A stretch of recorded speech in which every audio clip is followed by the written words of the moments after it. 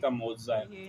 اور قرآن کے اندر اللہ تبارک و تعالیٰ کی کتنے زیادہ معجزات ہیں کہ بندہ سوچے، اس کے اندر غور کرے تو وہ آنے والی دنیا تلک ایسی چیزیں ہیں کہ جو ابھی نہیں رونما ہوئی لیکن اللہ تبارک و تعالیٰ نے قرآن میں واضح کی ہیں۔ کچھ چیزیں ہمیں سمجھ آتی ہیں، کچھ ہمیں سمجھ نہیں آتی، وہ وقت جب آئے گا تب سمجھ جائیں گے۔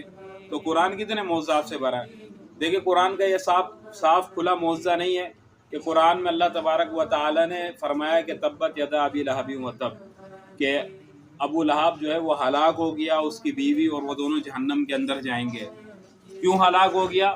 اللہ نے یہ بشارت دے دی کہ ابو لہب جو تھا، ابو لہب مرے گا کفر کی حالت میں، اور اس کی بیوی بھی جو ام جمیل ہے وہ بھی کفر کی حالت میں مرے گی، اور یہ دونوں کے دونوں جہنم میں ایک ساتھ جلیں گے۔ ابھی ابو لہب زندہ تھا، ابو لہب کی بیوی ام جمیل زندہ تھی، وہ قرآن کا یہ جو دعویٰ تھا سن چکے تھے۔ اسی دعوے کے نازل